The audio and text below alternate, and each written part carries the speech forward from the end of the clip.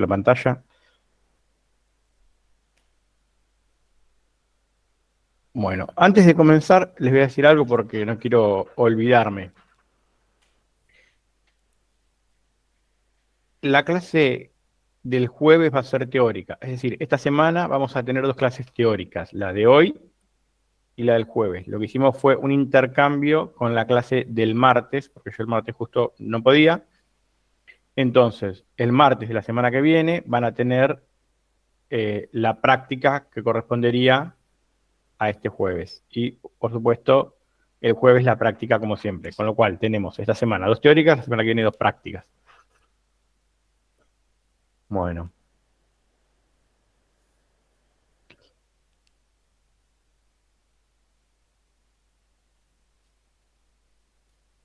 Vamos a empezar a grabar. Y creo que se tiene que haber corregido el error que había, que se parpadeaba a veces cuando yo movía el puntero láser. Eh, Entiendo que está solucionado, cualquier cosa me dicen. Genial. ¿Qué vamos a ver hoy? Bueno, la clase de hoy vamos a explicar reducción de la dimensionalidad. Muy bien. Ustedes ya trabajaron con visualización de datos, ¿sí? Y en general, cuando nosotros queremos visualizar algo, trabajamos en dos dimensiones, tres a lo sumos, y quizás haciendo alguna cosa rara podemos utilizar hasta cuatro dimensiones, ¿no? Por ejemplo, usando color para la cuarta dimensión, vimos algo en la primera o segunda clase, no me acuerdo, cuando vimos visualización de datos. Pero, ¿qué pasa si nosotros tenemos, bueno, un dataset realmente muy grande, un dataset donde no solo tenemos 5 columnas, que ya sería suficiente como para que no podamos visualizarlos en un solo gráfico, sino que sí podemos tener datasets con, no sé, 100 columnas o 1000 columnas diferentes. Se hace muy difícil no solo visualizar eso, obviamente imposible, sino también entender eh, dónde conviene poner el foco. Muy bien, entonces para eso hay una técnica que se llama reducción de la dimensionalidad. Entonces, se trata de visualización de datos en una dimensión menor, 2D o 3D, preservando características importantes del conjunto original. Esas características pueden ser correlaciones entre variables, distancias, etc. ¿Y para qué sirve? Sirve para visualizar el set de datos y entender qué es lo que estamos haciendo, con qué estamos trabajando, cómo están distribuidos los datos, ver si encontramos patrones, ¿no? Un patrón puede ser que a simple vista detectemos clústeres al graficarlo. Digamos, sí, acá veo que estos datos están claramente clusterizados, por ejemplo. Obviamente detectar ruido, ¿sí? O sea, datos que no se corresponden con el conjunto principal. Eh, y obviamente también sirve para acelerar los tiempos de entrenamiento de un modelo. Cuando tenemos modelos complejos pueden tardar muchas horas en entrenar, y una forma de mejorar los tiempos es, bueno, darle un dataset reducido. Y ese dataset reducido es el dataset que vamos a generar con estas técnicas.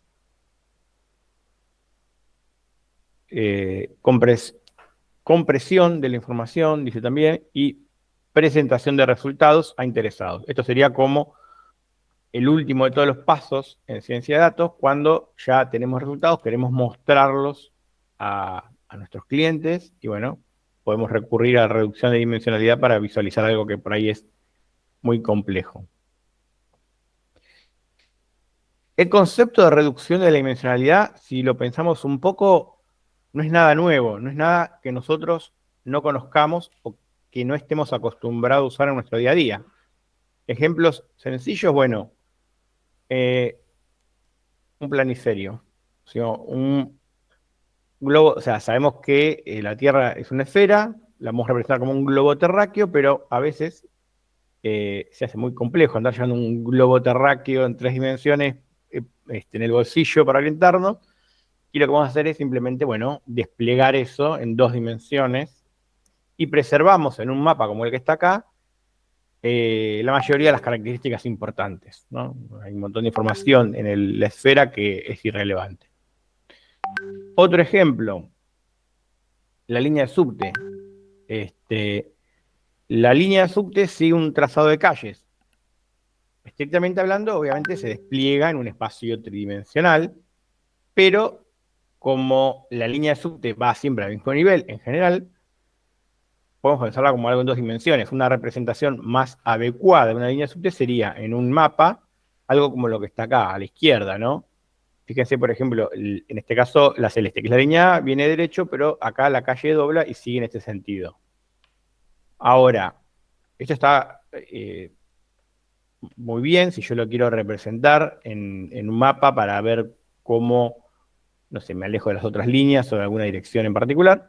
Pero si yo estoy viajando dentro del subte, quizás no me interesa tener tanta información. Y puedo cambiar esta bidimensionalidad a algo de una sola dimensión, una línea. Que lo único que tenga sea el orden de las paradas. Quito información menos importante, me quedo con la más importante, hago una reducción de la dimensionalidad. ¿Para qué? Para poder comprender de forma más rápida y más eficiente la información que a mí me interesa. Muy bien. Hay algoritmos específicos para hacer esto.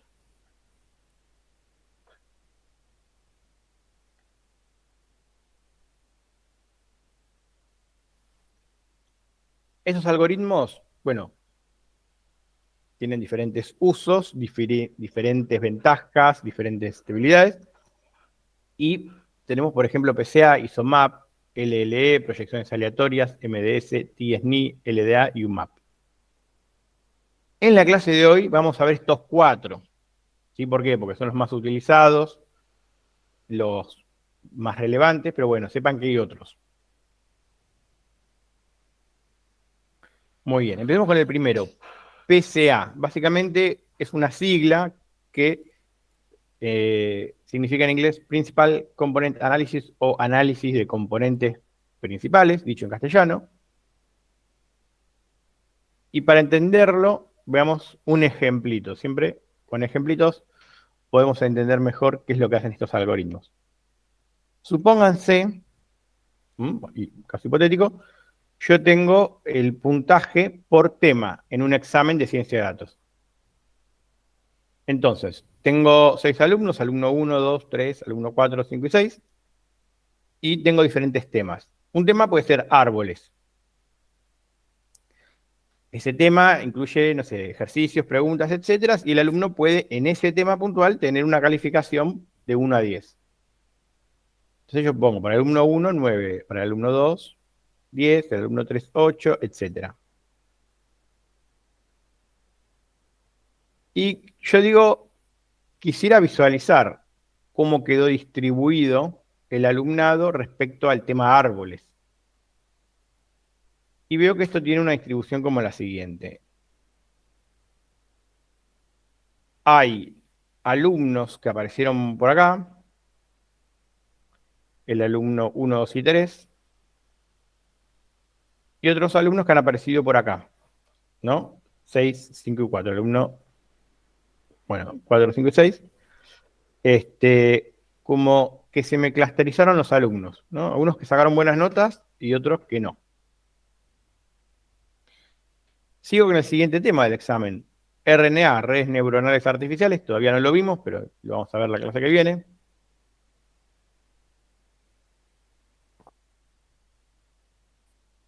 Y digo, ¿se mantendrá este clúster? O sea, ¿será que los alumnos que estudiaron todos los temas y los que no estudiaron no estudiaron ningún tema?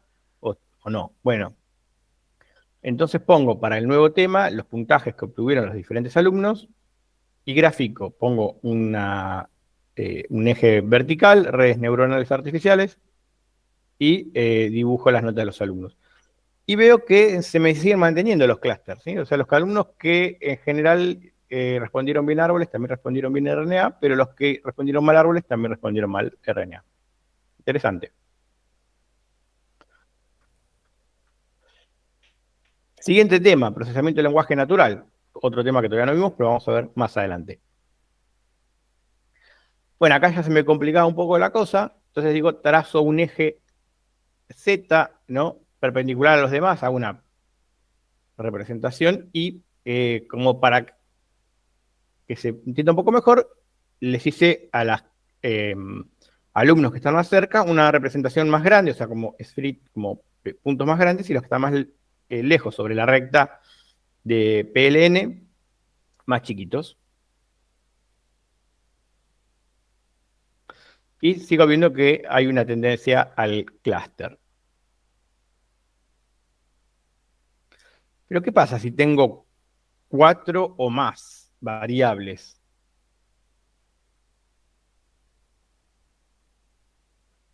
Algunos de ustedes ya se están poniendo contentos, decir, bueno, el examen solo tiene 3 temas, bárbaro, porque si no, no lo pude graficar. No, redoblamos la apuesta. Siguiente tema, Support Vector Machine. Con 4 dimensiones se hace muy complejo visualizar o representar, casi imposible diría. Y yo quiero seguir visualizando a ver si estos alumnos están o no están agrupados. Entonces puedo aplicar algo que es el análisis de componentes principales. Y en ese caso simplemente voy a tener dos ejes, el PC1 y el PC2, y voy a ver, eh, sí, un tercer acto sería una especie de hipercubo en 4 dimensiones, pero eh, su interpretabilidad es compleja. Muy bien. Y veo que puedo utilizar solo 2 columnas, PC1 y PC2, y ver que todavía están los clústeres. Es decir, en vez de graficar 4 columnas, digamos 4 ejes, uso solo 2, pero no son ninguna de estas columnas, son los componentes principales.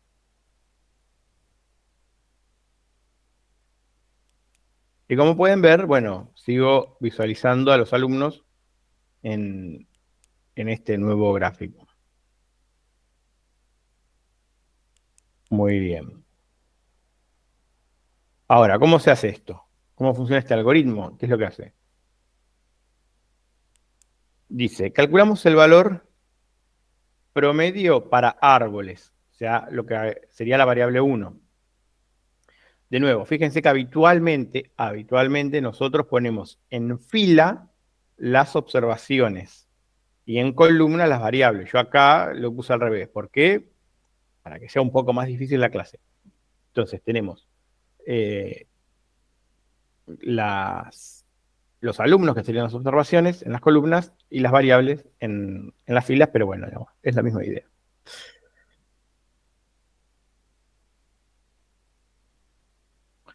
Entonces, ¿dónde me queda el promedio de los árboles? Y acá, digamos, este sería el promedio de los árboles. ¿Y cuál es el promedio de la variable 2? RNA. Acá. Este es el valor promedio de la variable RNA. Y con estos dos promedios obtengo el centro del conjunto de datos. Esta X de acá es el centro del conjunto de datos. A partir de este momento, chau, descarto este dataset, no lo voy a usar más. Muy bien. Centramos el conjunto de datos.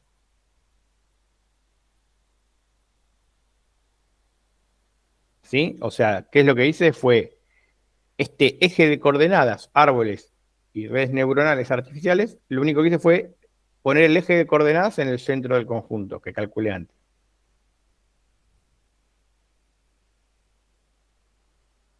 Muy bien, trazamos una línea aleatoria que pasa por el origen de coordenadas. Es esta de acá. Y la rotamos hasta que ajuste bien al conjunto de datos, como regresión lineal, pero no a través del mecanismo analítico, sino a través de la aproximación iterativa que se hace utilizando el descenso por gradiente.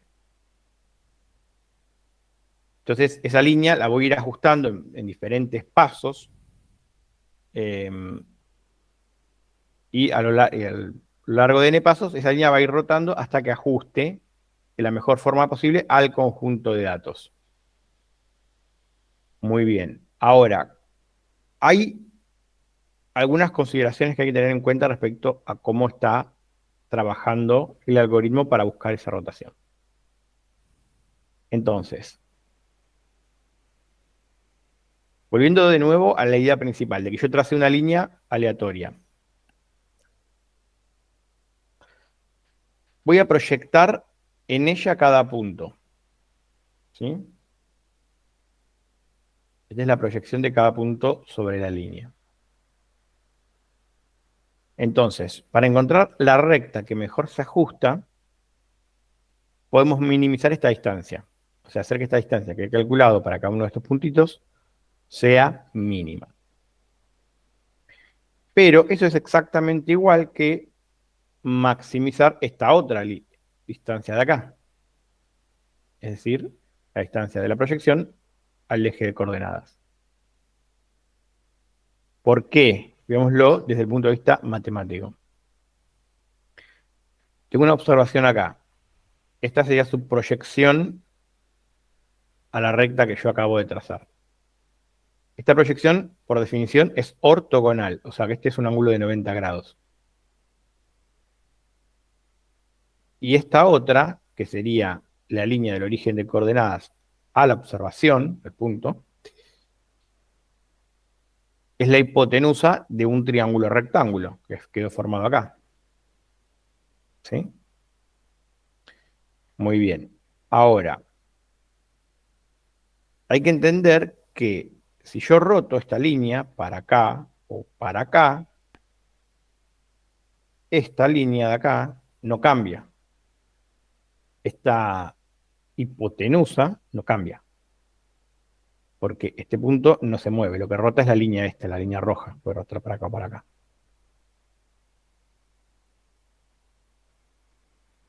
Y como nosotros sabemos por Pitágoras, ¿sí? Aquellos que hayan ido a la primaria, que la hipotenusa al cuadrado es igual que b al cuadrado, y eso es igual a c al cuadrado, y a es constante, o sea, a no va a cambiar, por más que rote la recta, disminuir b, o sea, hacer que esta de acá sea más pequeña, implica que c tiene que aumentar para que se mantenga esta ecuación. ¿Confío más en la primaria? Bueno, en algún momento de la carrera del secundario lo vieron.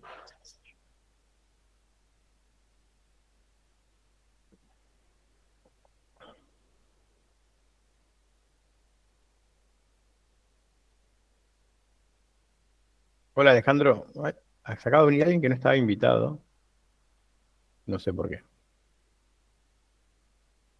Bueno, quiere decir no estaba invitado, no es que no estaba invitado, es que se unió probablemente con una cuenta distinta a la que usa habitualmente. Todos están invitados a presenciar la clase. Bueno, entonces, PCA lo que hace es buscar la recta que mejor ajusta, maximizando la suma de distancias al cuadrado, medidas desde los puntos proyectados sobre la recta hasta el origen de coordenadas, o sea, esto que está acá.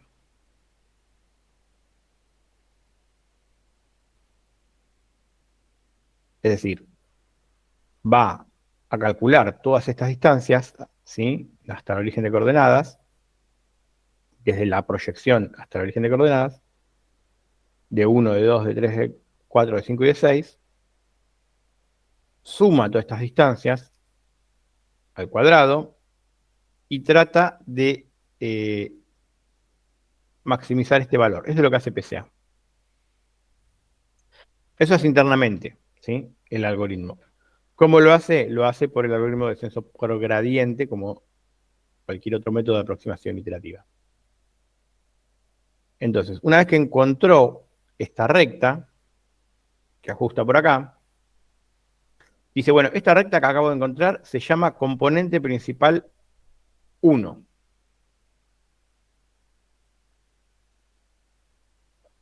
Y busca la pendiente. Y si la pendiente del componente principal 1 es de 0,25. ¿Y qué significa que la pendiente es de 0,25? Dice, Bueno, que la pendiente sea 0.95 quiere decir que cada 4 unidades que avanzamos sobre el eje árboles, ¿sí? Sobre este eje, nos movemos una unidad en el eje redes neuronales, es decir, yo avanzo 1, 2, 3, 4, y avanzo 1 hacia arriba. Eso es una pendiente de 0.25.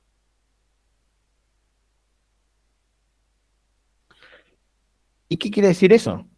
Bueno, quiere decir que los datos están mucho más dispersos sobre el eje X, el eje de los árboles, que sobre el eje Y, el eje de redes neuronales artificiales. Básicamente, hay una amplitud mayor sobre un eje que sobre el otro. Sobre el otro las notas están más juntas, más pegadas. Las observaciones. Sobre el eje RNA existe la dispersión, pero es menor. PC1, esta recta que yo hallé,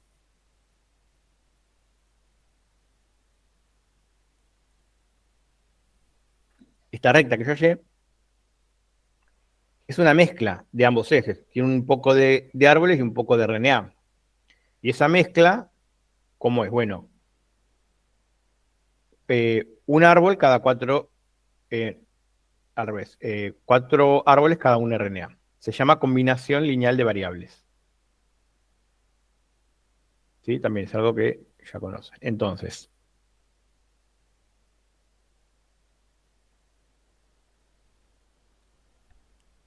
cuando se combina PCA con SBD, esta longitud se escala para que sea igual a 1. Básicamente, este es una forma de normalizar el algoritmo y suele trabajar así, pero no es como parte del algoritmo PCA original. Y bueno, SVD significa Singular Value Decomposition.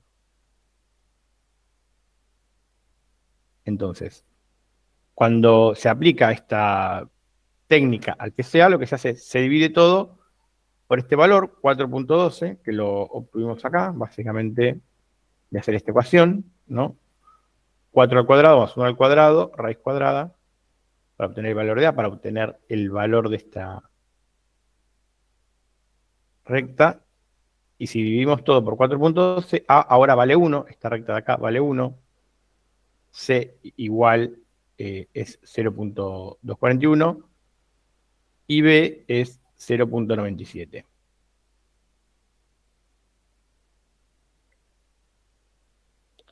Bueno, este vector que tiene longitud 1 se sigue teniendo, la pendiente va a ser igual, no va a cambiar, solo que es más corta, es una longitud de 1, y no es otra cosa que el autovector. ¿Sí? Esto creo que ya lo han visto en álgebra. Lo que calculamos acá es el autovector.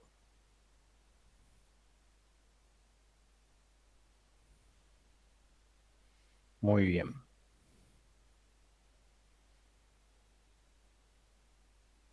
La proporción que tiene un vector de 1 sobre esta recta de PC1, esta componente principal 1, es la siguiente. Tiene 0.97 de árboles y 0.242 de redes neuronales artificiales.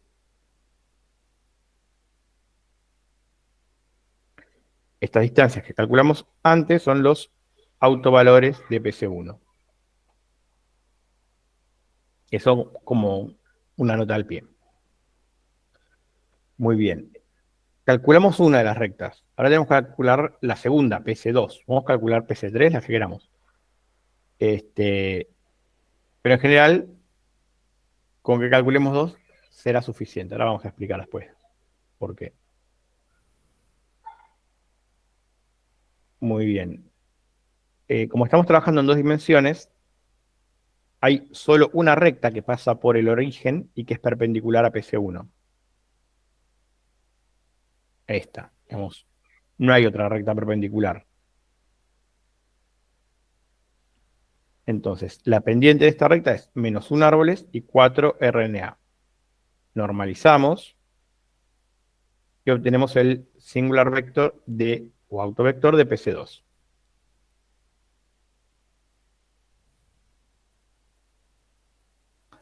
Muy bien.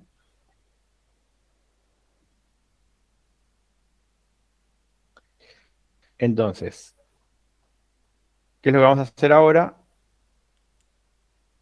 Vamos a graficar nuevamente este conjunto de datos, pero sobre estos ejes. Entonces, lo primero que hacemos es proyectamos cada punto sobre el eje PC2 y PC1. O sea, esta es la proyección sobre cada uno de los ejes de las observaciones.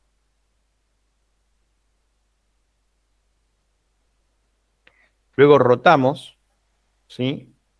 PC2 y PC1 para que quede a 90 grados, mantenemos las proyecciones y luego, a partir de las proyecciones, recuperamos las observaciones. Es decir, esta era la proyección del alumno 6 en el PC1 y esta es la proyección del alumno 6 en el PC2. A partir de estas dos, recuperamos la posición del alumno 6. Y con la misma lógica, recuperamos todos los demás puntos. Y ahí finalmente tenemos las rectas PC1 y PC2 y los alumnos que han sido convertidos a este nuevo espacio. Tengo un comentario.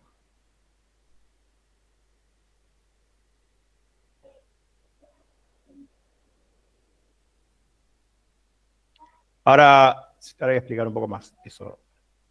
Entonces, las sumas de distancias al cuadrado de PC1 es el autovalor de PC1. La suma distancias cuadradas de PC2 es el autovalor de PC2. Y te podemos calcular la variación centrada en el origen. Entonces, la variación de PC1 es la suma de las distancias cuadradas de PC1 sobre n-1. Y la variación de PC2 es la suma de distancias cuadradas de PC2 sobre n-1 también. Entonces, supongamos por un momento que la variación de PC1 es 15 y la de PC2 es 3. Esto hace una variación total de 18. ¿Qué quiere decir? Que PC1 acumula el 83% de la variación total, 15, que es lo que dijimos que tenía, sobre 18. Y PC2 el 17. Y puedo poner las variaciones en general, se las pone entre paréntesis. Relacionado con esto, hay un gráfico que se llama scriplot, que representa el porcentaje de variación de cada componente principal. Muy bien.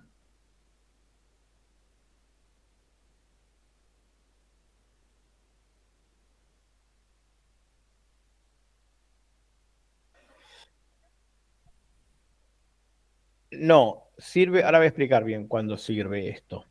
Pero el promedio no es un estimador.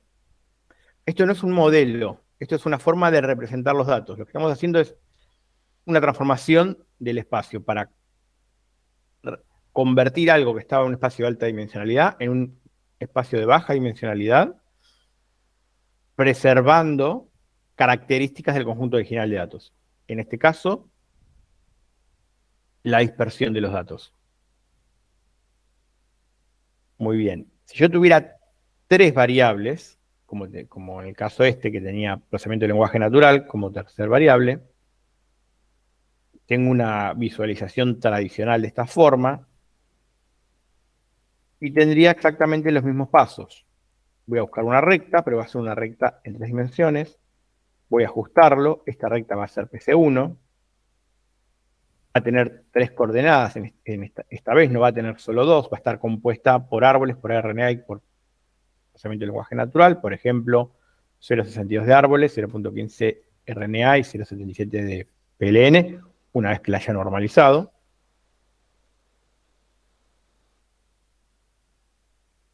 Y lo que puedo ver es que hay una recta que se lleva un porcentaje más grande porque los datos están más dispersos en torno a ese eje. El segundo paso sería similar, pero en este caso, como estoy en 3 dimensiones, ya no me queda una sola opción, porque ahora tengo un plano de posibilidades. tengo que buscar dentro de ese plano que es perpendicular a PC1, qué recta ajusta mejor, ¿no? Según se vio y los mismos cálculos que hicimos antes. Finalmente buscaría PC3, que sería perpendicular a las otras dos, y en este caso, obviamente, sí ya no me quedan más posibilidades.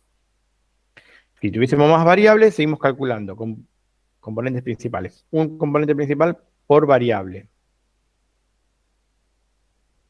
Luego calculamos la variación de cada componente principal, como vimos antes, que es con la suma de las distancias, y vemos el script plot, que es el grafiquito este que nos dice qué tanto variación hay en cada uno de los ejes.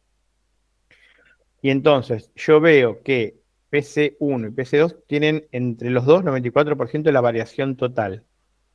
Y eso quiere decir que es una buena aproximación, ¿sí?, en un gráfico 2D, no sé lo que dice 3D.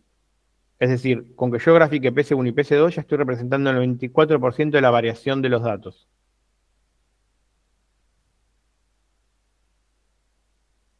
Entonces, para convertir el gráfico actual en un gráfico 2D, eliminamos todo, dejamos solo PC1 y PC2. Proyectamos sobre los ejes, graficamos como antes y recuperamos los diferentes alumnos u observaciones.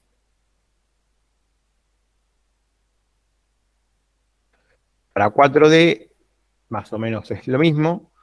Vamos a hacer todos los pasos como dijimos, vemos el script plot, y si vemos una distribución como esta, decimos, tiene sentido visualizar solo dos componentes principales. O sea, la PC3 y la PC4 van a añadir muy poca información. ¿Sí? ¿Por qué? PC1 y PC2 tienen el 90% de la variación total. Ahora, este es el caso que me estaban preguntando por ahí. ¿Cuándo no vale? Y cuando yo tengo algo como lo siguiente, si yo hago el script plot y veo algo más o menos así, donde PC1, PC2, PC3, PC4 y en la misma distribución, y si yo solamente dibujo PC1 y PC2, estoy perdiendo mucha información. Hay información que no estoy viendo. Debería graficar los cuatro, con lo cual estoy de nuevo en el mismo problema de representación que en el conjunto original. Eh, Dice, de todas formas, es una salvedad, aún es posible detectar agrupamientos, solo con dos de estos ejes. Entonces, resumen, el análisis de componentes principales, o PCA, sirve para identificar si hay agrupamiento, o sea, tendencia al clúster o clusters de datos en el espacio de entrada. Podemos identificar, bueno, correlaciones, clusters, ver cuán dispersos están los datos y sobre todo en qué ejes o sobre qué variables están estos grupos o estas dispersiones. Es útil cuando, bueno, cuando tenemos muchos valores de entrada, y se puede representar el espacio de entrada en un eje cartesiano, digamos. Si tenemos otro tipo de variables, no lo podemos usar. Entonces, creo que con eso respondo una de las preguntas que me habían hecho de cuándo sirve. Va a ser un plano perpendicular, dice Gabriel, sí, respecto al anterior. Entonces, ¿qué es lo que hicimos? ¿Qué hicimos acá? Una transformación del espacio, nada más. O sea, los gráficos, las observaciones que representábamos en un conjunto de entrada, las representamos en otro espacio distinto, que tiene la misma cantidad de dimensiones. Ahora, ¿por qué hicimos esto? ¿Qué ganamos? Bueno,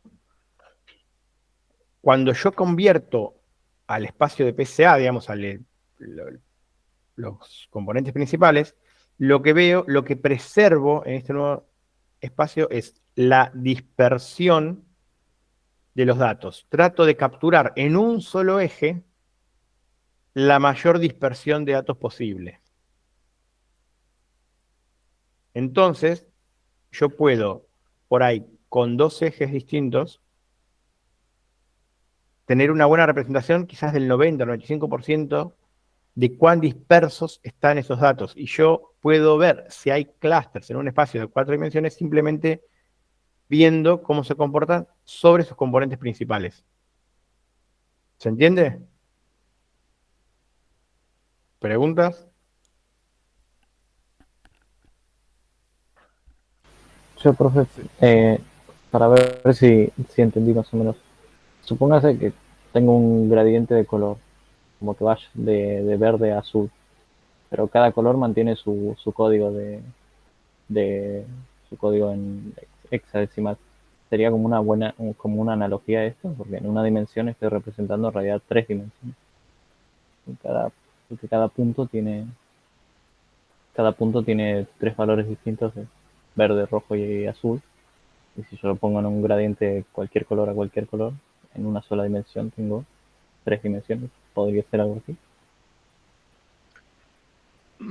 Podría ser, nunca había pensado en esa comparación. O sea, vos decís, em, sí, sí, sí, tiene sentido. O sea, tengo un eje rojo, un eje verde y un eje azul.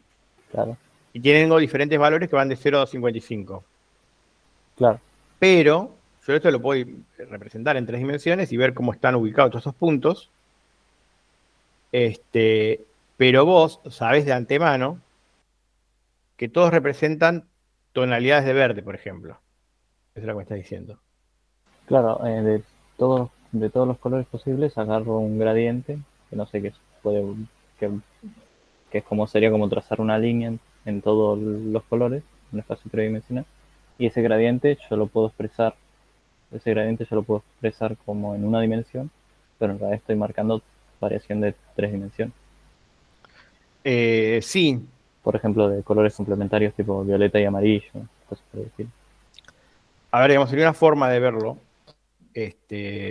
pero pensalo, no sé si tenés la mejor analogía, pero puede ser, pensalo de la siguiente manera. Eh, Tenés un espacio tridimensional. En ese espacio tridimensional tenés diferentes puntos, ¿sí? Eh, Esos puntos que tenés ahí se alinean aproximadamente sobre una recta, en el espacio tridimensional, o sea, vos lo podrías ver en el espacio tridimensional. Si vos haces un cambio de coordenadas y pones uno de los ejes directamente sobre la recta en la cual están todos esos puntitos del espacio tridimensional, eh, no hace, digamos, no te hace falta ni ver las otras 2 dimensiones, simplemente con que veas solo esa dimensión ya tenés una buena idea de cómo se están ubicando los puntos, digamos, este, cómo se están dispersando en el espacio en una sola dimensión. ¿Me explico? Mira que Sí, sí,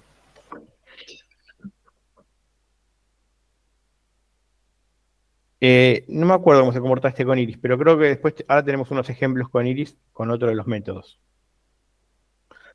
Eh, pero bueno, Profe, una consulta. sí. ¿Qué pasa que en el caso no haya clusters, no haya agrupamientos? ¿El PC no sirve? No, no, sirve igual, porque a vos en realidad lo que querés ver es la dispersión de los datos, no los clusters. Claro, Ver que pero... no hay clusters es algo deseable también. Ah, está bien. Ok, gracias.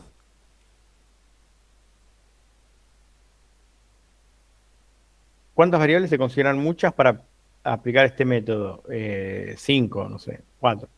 Puedes aplicarlo con las que quieras.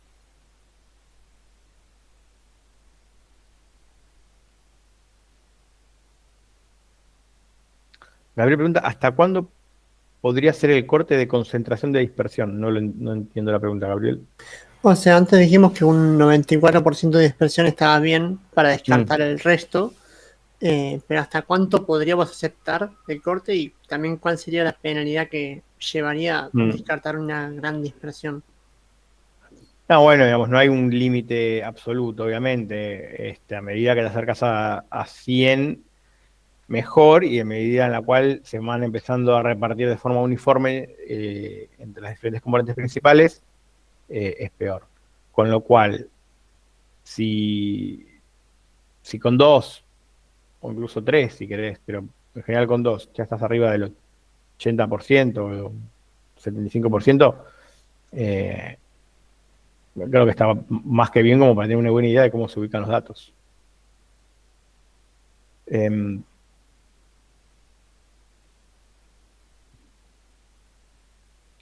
Ignacio dice, ¿para qué lo harías? Si total los métodos de clasificación y predicción corren bastante rápido, con 30, ponele. ¿Me conviene recortar información o no? Buena pregunta, Ignacio. A ver, esto no solo sirve para optimizar los tiempos de entrenamiento de los modelos, sirve también para visualizar los datos y entender si están clusterizados o no están clusterizados, por ejemplo. Ver cómo se distribuyen en el espacio. Si vos lo querés usar para tener un dataset reducido y optimizar los tiempos de entrenamiento de un modelo, bueno, ahí sí, tenés que ver que el modelo le esté costando demasiado entrenar y ahí recién en ese caso optar por hacer una reducción de la dimensionalidad. Nunca conviene, por supuesto, sacar información. Cuanto más información le des al modelo, mejor. Puede ser que a veces un modelo no está bien diseñado y si le das más información trabaja peor, pero eso es otra cuestión. Digamos, en general, cuanto más información, mejor debería trabajar.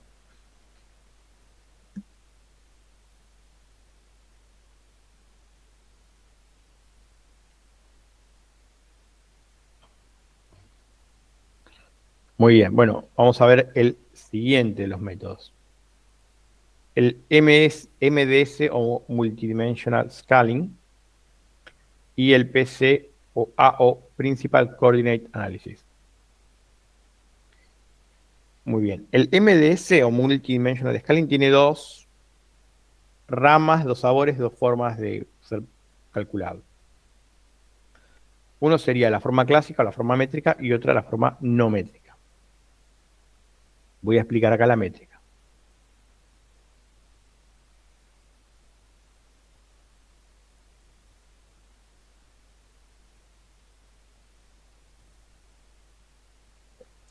El clásico, el MDS clásico es exactamente igual a PCOA, o Principal Coordinate Analysis. Por eso agrupé estos dos modelos de forma junta, porque en este caso coinciden.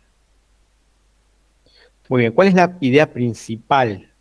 La idea principal de este modelo. Bueno, la idea es preservar las distancias entre los puntos. O sea, ¿qué es lo que me interesa a mí?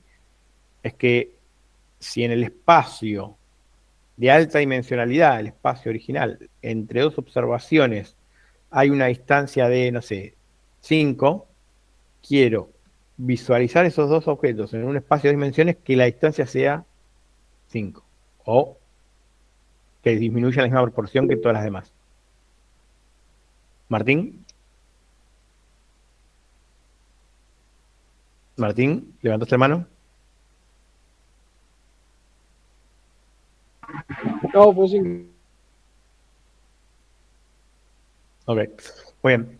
Ubicar los puntos en una dimensión menor tal que la distancia se parezca lo más posible. Bueno, entonces acá ya estamos diciendo, bueno, ¿saben? Capaz que no se conservan, pero si se parecen un poco, vamos viendo. Entonces, volvamos de nuevo a nuestro dataset original. No hay problema, Martín.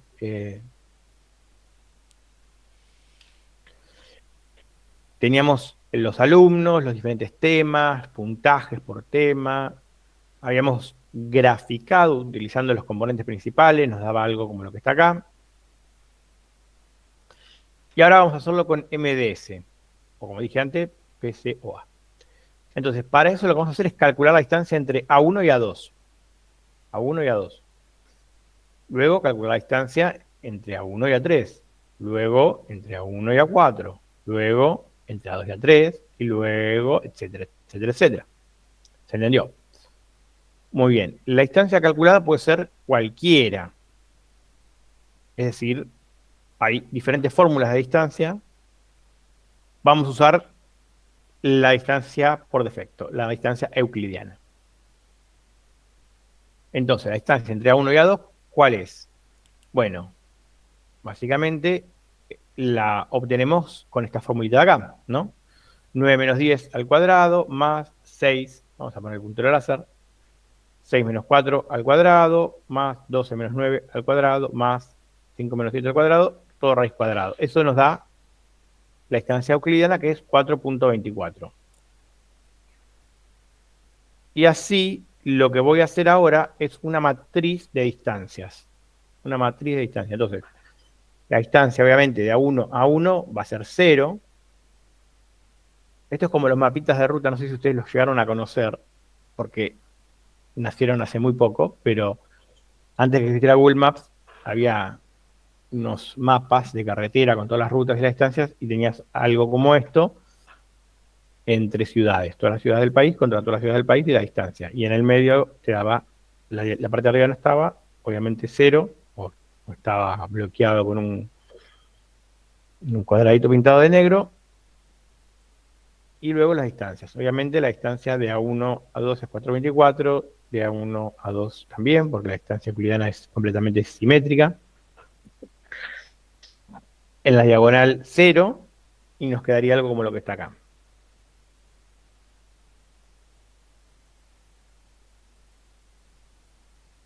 Nuestro mapa está escrito en rojo arriba de la ruta, pues es ilegible.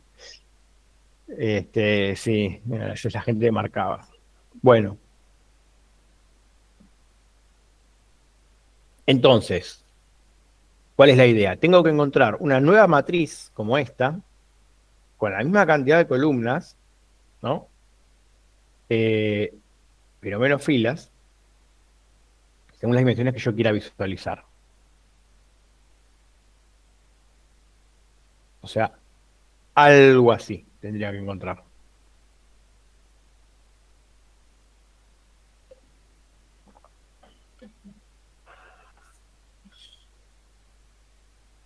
Entonces, para esta nueva matriz que está acá, voy a calcular las distancias generando una segunda matriz de distancias. ¿Cómo es esto? Bueno, entonces tengo A1, A2, A3 y A4 y MD S1 y MD S2. La distancia ahora entre A1 y A2 es X1 menos X2 más Y1 menos Y2, todo al cuadrado. No sé qué valores van a ser. No tengo idea qué van a ser estos X1 y X2, pero lo que sé, ¿qué es lo que sé? Que esta distancia tiene que ser 4.24 porque es lo que había calculado acá. Es lo único que sé, ¿no? No sé qué puntos van a ser estos, pero sé la distancia. Entonces, lo mismo para 1 menos A3, va a ser más o menos 5, y así.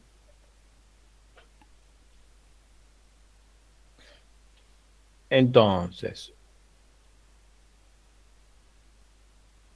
tenemos que volver a recuperar a partir de este dataset inicial esta matriz de acá. Bueno, ¿cómo se resuelve este problema? Bueno, vamos a llamar a A1, X1 y 1, A2, X2 y 2, y los vamos a mencionar como un vector. ¿Sí? A3 va a ser el vector X3, etc. Entonces, en base a lo anterior, vamos a definir una función llamada stress. Esta función stress va a recibir este input de vectores x1, x2 hasta xn, ¿sí? Cada uno de los vectores que representan a 1. Y esta función está definida como la raíz cuadrada de la sumatoria de la distancia original calculada menos xy menos xj, cada uno de estos vectores, ¿no? Es la nueva distancia que vamos a encontrar al cuadrado. O sea, di, distancia original, menos el módulo de esto al cuadrado, sumatoria, raíz cuadrada. Muy bien, esto se llama función estrés. Muy bien. Para encontrar los valores que minimizan la función de estrés, hay otros algoritmos matemáticos. Uno es el método del descenso empinado, ¿no? Descenso del gradiente con alguna variación, empinado de Kruskal. Kruskal Steepest Descent Method, un método de descenso por gradiente. Y después hay otro método más, que es el método iterativo de mayorización de Liu. Se llama Liu Iterative Majorization Method. O Smakov. Muy bien. Entonces, de nuevo, esto siempre los digo, estos enfoques son iterativos, es decir, no se resuelven de forma analítica, como cuando resuelven una ecuación en papel, porque quizás no hay una solución, o porque quizás es demasiado costoso encontrar una solución de forma computacional para eso, con lo cual lo que se hace es resolver esto de manera iterativa, digamos, en varios pasos nos vamos aproximando cada vez más a los valores que deseamos encontrar. Muy bien. Voy a explicar un poco la técnica de descenso por gradiente. Ya les comenté que se puede usar en regresión lineal para ajustar la recta. La utiliza PCA, ya lo comenté antes. Y obviamente es la parte fundamental del algoritmo backpropagation que vamos a utilizar para entrenar redes neuronales y lo vamos a ver a futuro. ¿Qué es lo que hace el algoritmo de descenso por gradiente? Bueno, trata de encontrar el mínimo de la función de error. Creo que tengo una diapo de esto, se las puedo pasar después. Entonces, utiliza para ello el gradiente como brújula, ya que el gradiente apunta siempre a la dirección de máximo crecimiento y va a la dirección opuesta. Es decir, calcula la función de error, en este caso, para la función de estrés. La función de error es, dado este input, qué resultado me da versus el resultado que yo quiero obtener. Esa diferencia es el error. Pero eso lo hago paramétrico. No obtengo el valor, sino que lo convierto en una función que yo pueda calcular el error para cualquier valor futuro. Una vez que tengo la función de error, ¿qué hago? Encuentro la derivada respecto de cada una de las variables de la función de error. Eso es el gradiente. El gradiente, como vieron en análisis matemático 2, apunta siempre a la dirección de máximo crecimiento, es decir, la dirección en la cual la función crece. Pero como es la función de error, nosotros queremos ir en el sentido opuesto, en el sentido en que la función decrece. Entonces nos vamos a mover siempre un poquito, vamos a ajustar todas las variables para movernos en la función de error hacia el lugar de crecimiento. Con lo cual, desde un punto inicial, vamos a ir bajando en diferentes iteraciones sucesivas, dando cada vez pasos más pequeños hasta que lleguemos al valor mínimo. Puede ser 0, puede ser como acá, un error cercano a 0, pero que es el máximo que acepta esa función. No tiene una solución óptima. Tiene un error mínimo, pero no tiene una solución óptima. ¿Por qué vamos dando pequeños pasos? Bien. Porque nosotros no sabemos exactamente cómo llegar acá. Solo sabemos cómo aproximarnos. Eso es lo que dice el gradiente. Y si nos movemos mucho, podemos ir de acá hasta acá. Y de acá, cuando vamos a calcular, volver acá. Ese caso sería un caso de oscilación. Entonces, para que eso no suceda, siempre nos movemos pequeños pasos. Muy bien. Entonces, veamos cómo podemos minimizar esta función, ¿no? La que habíamos dicho antes. Primer paso, elegimos valores aleatorios. Siempre el descenso por gradiente empieza así. Elegimos valores aleatorios.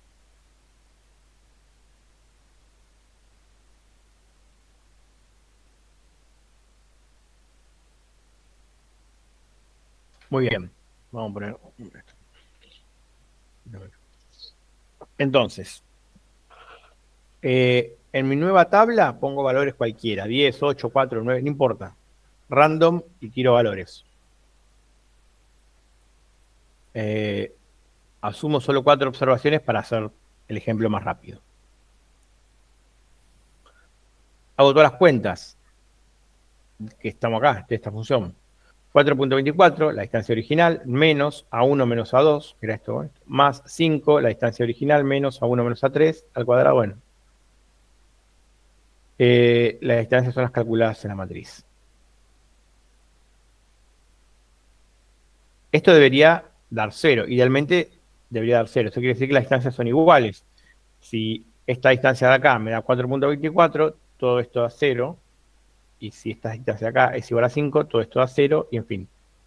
Eso quiere decir que se cumple la premisa de que las distancias son iguales, y esto da 0. Veamos el primero. A1 menos A2 sería 10 menos 8 al cuadrado más 5 menos 9 al cuadrado, todo raíz cuadrado, 4.47. A1 menos A3, 6.08, A1 menos A4, 3.16, A2 menos A3, 5, etc. Y ahora los aplico en esta función de acá. ¿Y qué obtengo? 4.24 menos 4.47, 5 menos 6.08, etc. Y esto me da 4.05. Eso quiere decir que este es mi error. Mi error es 4.05. Queríamos 0 y obtuvimos 4.05. El error es siempre el valor esperado, en este caso 0, menos el valor obtenido, 4.05. El error absoluto es menos, perdón. Vamos a hacer una aclaración. El error absoluto es menos 0,4.5. Es el error que yo estoy cometiendo exactamente. Porque si yo sumo esa cifra, obtengo el valor deseado. Pero después está el módulo del error. El módulo del error es 4.05. Muy bien. Pero ahora vamos a calcular la función de error. La función de error. Pero vamos a hacer paramétrica, ¿no? En función de cada variable independiente. Vamos a llamar a cada una de estas variables las componentes A1, A4 como sub m de S1 y sub m de S2. Es decir, A1 va a tener una componente sub m de S1 y una componente sub m de S2. Lo mismo para 2, para 3 y para 4. Entonces, esta ecuación quedaría así. Es espantoso, no se entiende nada, pero ustedes ya saben lo que hay acá. ¿Sí? Es A1 sub MDC1 menos A2 sub MDC1 todo al cuadrado más A1 sub MDC2 menos A2 sub MDC2 todo al cuadrado, todo al cuadrado, raíz cuadrada. Muy bien. Entonces, si esta es la función de error, el gradiente de la función de error va a ser la derivada del error respecto de cada una de las variables independientes. Va a ser A1 sub MDC1, A1 sub MDC2, A2 sub MDC1, etc. Si todos trabajaron con el gradiente, me imagino, ¿no? No estoy diciendo nada nuevo, nada que no hayan visto. Por favor, si hay alguien que no sabe lo que es el gradiente o tiene una duda, que me lo diga ahora. Entiendo que sí.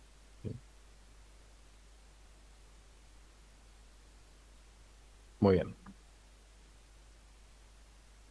Entonces, calculamos el gradiente de la función de error para ver hacia dónde crece y avanzar en la dirección opuesta. Muy bien, voy a hacer el cálculo solo para uno y su primer componente, ¿no? Para no estar haciendo cálculo toda la clase. La derivada de la función de error respecto de la variable A1, es decir, el primero de los elementos del vector gradiente, se calcula como lo siguiente. 4.24 menos A1 sub ms1 menos 8 al cuadrado más 16 más 5 menos A1 sub ms1 menos 4 más 1 más 3, etcétera, etcétera. ¿Por qué? Porque todos los términos donde no aparece la variable sobre la cual yo quiero derivar son constantes. Entonces los puedo reemplazar por los valores originales en ese punto.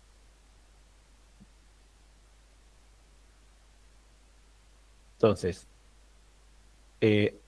a lo que yo acá llamé A1 sub MS1 lo voy a llamar X para que la ecuación sea un poco más legible. Y la derivada de esto básicamente es esta ecuación de acá, lo que están viendo acá, todos estos cálculos. Muy bien.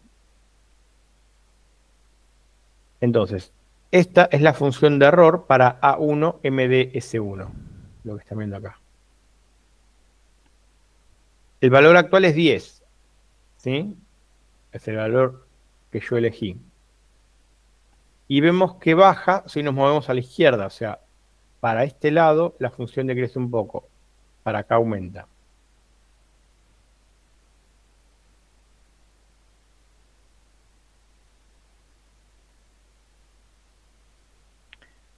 Entonces, si yo calculo la derivada es la función en rojo, y si grafico la derivada en este punto, me da un vector que tiene esta apariencia. Ese es el vector de la derivada. O sea, me está diciendo que crece en esta dirección. O sea, en el punto 10 nos da un valor de 0.3 la derivada. Quiere decir que crece en esa dirección, es decir, crece en el sentido positivo de las X.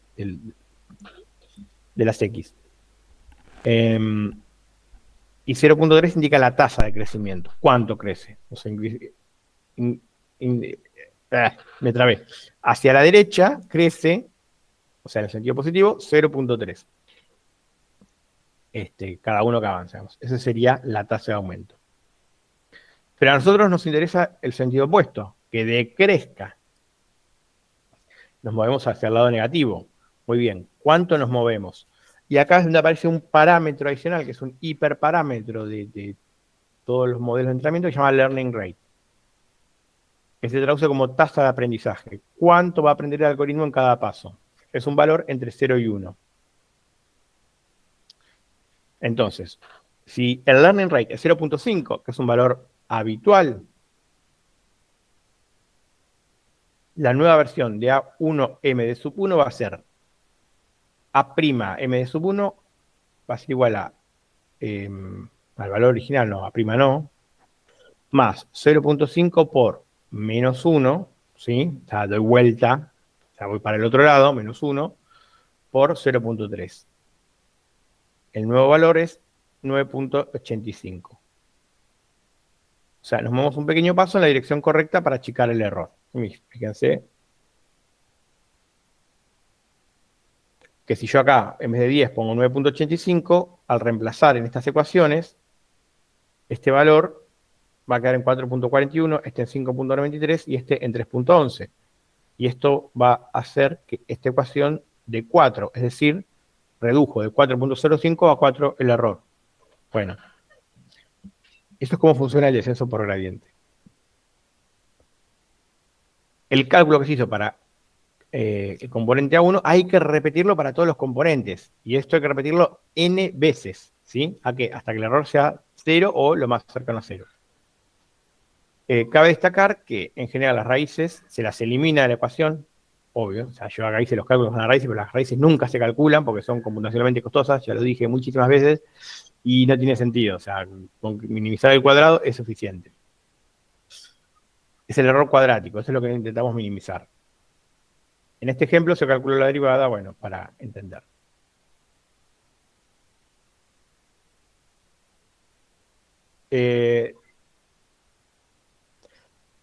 Parece pesado, pero bueno, o sea, esto que acabo de explicar acá, después lo voy a explicar más en detalle, el algoritmo de descenso por gradiente.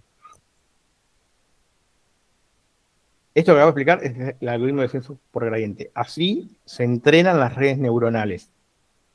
Y esto es tan costoso que es lo que hace que entrenar un modelo de inteligencia artificial cueste tanto tiempo, tanto dinero, se necesiten tantas GPUs y tantas horas de cómputo. Multidimensional Scaling, volviendo al MDS.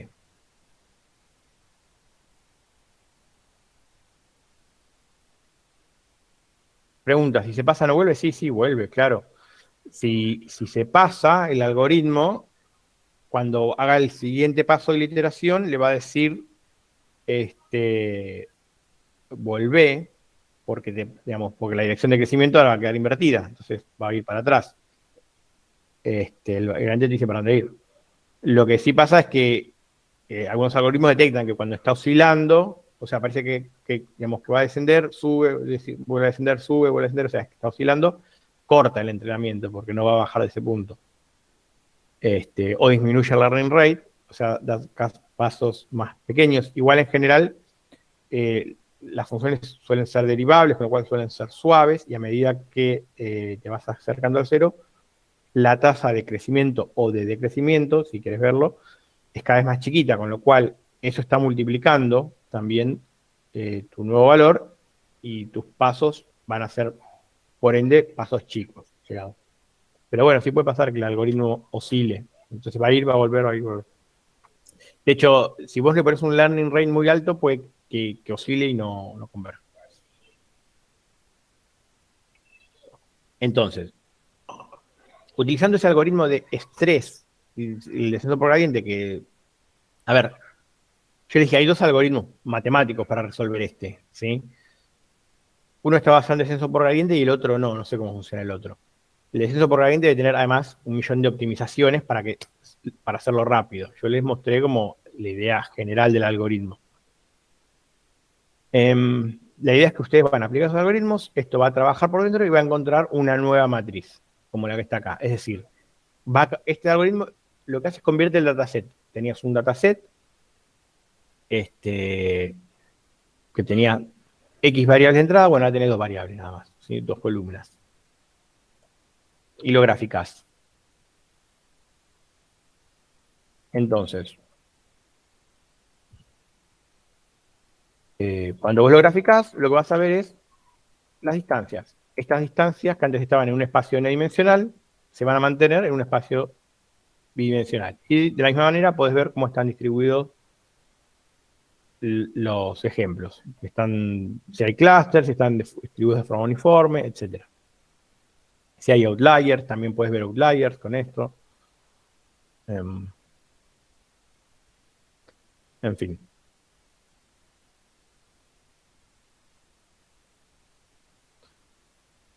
Muy bien. Lo que sucede es que cuando estamos trabajando con la instancia euclidiana, ¿no? Básicamente lo que obtenemos es el mismo resultado que la correlación lineal, es decir, lo que estamos trabajando con el PCA. Pero bueno, la idea es que este método permite cambiar las distancias y utilizar otro tipo de distancias, y ahí sí ya no sería exactamente lo mismo que el PCA. ¿Qué distancias hay? Bueno, está la distancia Manhattan. La distancia Manhattan es la distancia que siempre se mueve en línea recta, ¿no? La distancia azul, la que ven acá, o la distancia verde, o sea, del punto A al B, yo puedo ir por la azul o por la verde, pero no por la roja, que es la euclidiana.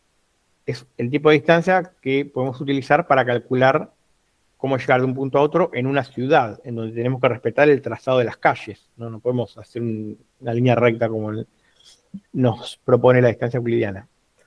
Luego hay otro tipo de distancia como la distancia Hamming, que básicamente lo que nos permite es cómo recorrer un grafo. En este caso está utilizado para, no sé, para un cubo, no sé si sea para moléculas, en donde, bueno, si yo quiero ir de acá a acá, tengo que seguir las líneas del grafo y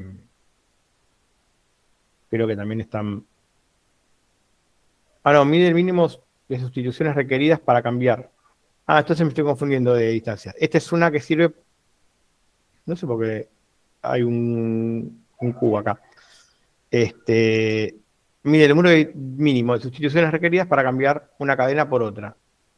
Catherine tiene una distancia de 3. Ese es un desplazamiento del lenguaje natural, entonces. Creo, profe, porque hay varios caminos para llegar al mismo lugar, pero que esos caminos no están conectados. Puede ser. Bueno, pero bueno, depende del problema que ustedes quieran encarar, les convendrá usar una u otra. Great Circle Distance es la distancia en la cual ustedes siempre se mueven sobre la superficie de un círculo o una esfera. Hay otras distancias más complejas, como la de Mahalanobis. Se utiliza para algunos casos particulares. Y si no, pueden definir una distancia que sea adecuada a su problema, sin ninguna de estas les sirve. Entonces, el PCA busca correlaciones entre ejemplos y MDS y PSA distancia entre ejemplos. Descomposición en autovectores y autovalores, coordenadas para graficar en 2D, porcentaje de variación para cada eje y determinar puntaje de variables.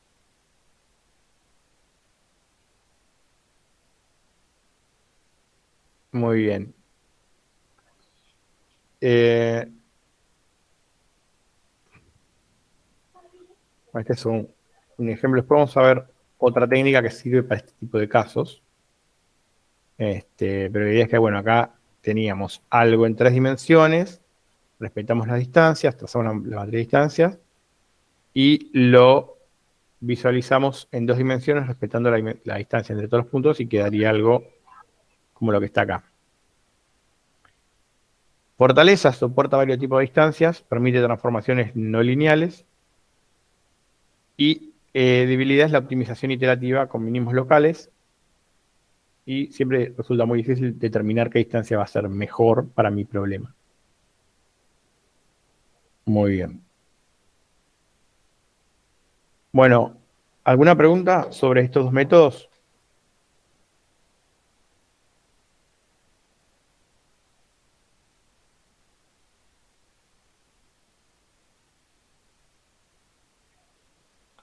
Bien, hagamos una pausa, 10 minutos, ¿sí? Y 28, estamos acá todos y continuamos la clase. Nos quedan 2 métodos más, ¿sí? Son más cortitos que esto.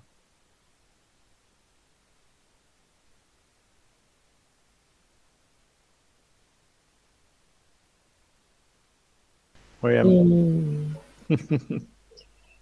Ok, vamos a empezar la grabación.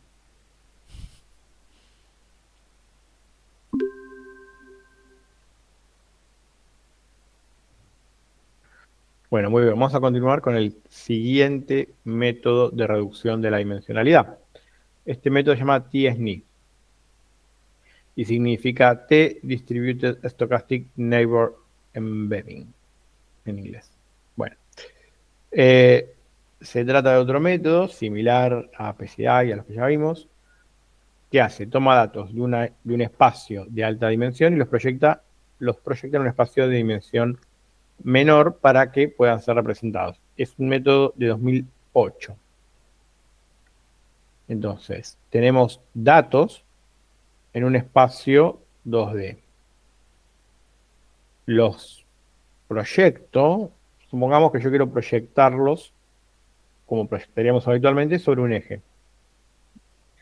Si yo proyecto estos datos sobre el eje Y, como pueden ver acá, quedarían todos apelotonados. En los amarillos no habría problema, pero los rojos y los azules se verían todos juntos, superpuestos unos con otros.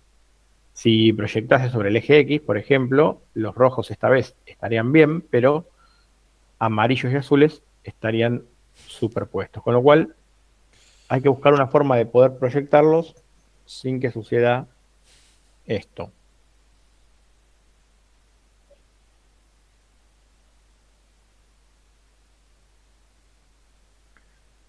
¿Qué es lo que busca TSNI? Hacer que una representación como la que tengo acá arriba se convierta en algo como lo que está acá abajo, donde si bien está en una dimensión, los puntos que estaban juntos y en clusters en 2 dimensiones siguen estándolo en la dimensión menor. Entonces, ¿qué es lo que busca hacer TSNI? Bueno, preservar los clusters, ni más ni menos. O sea, el objetivo de este algoritmo TSNI es preservar los clusters. Muy bien.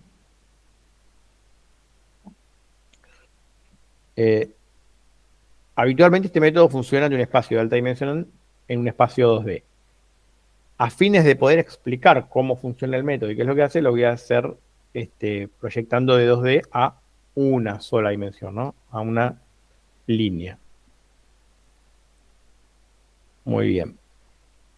Básicamente lo primero que hacemos es colocamos los puntos en una recta, ¿sí? En un orden aleatorio, como están acá. Y luego agarramos a los puntos uno por uno y en pasos secuenciales los vamos moviendo. ¿Cómo los movemos? Bueno, tomamos un punto y ¿qué decimos? ¿Izquierda o derecha? Nos fijamos dónde están los otros puntos rojos que solían estar juntos en el espacio de alta dimensión y vemos que están de este lado, ¿no? Entonces estos atraen al punto, en este caso hacia la derecha. Por otro lado, los puntos que antes estaban lejos en los otros clústeres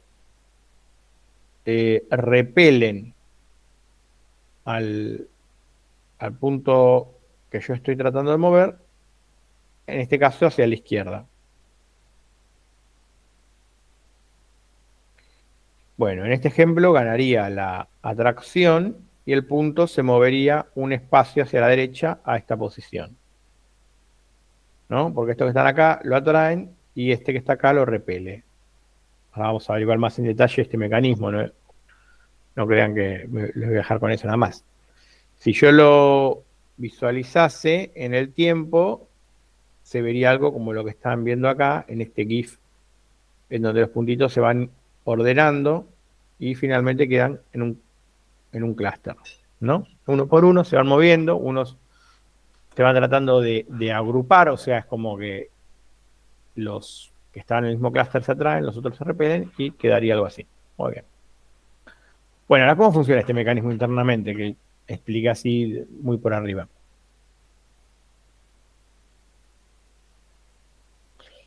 Vamos a determinar la similitud de todos los puntos en el gráfico.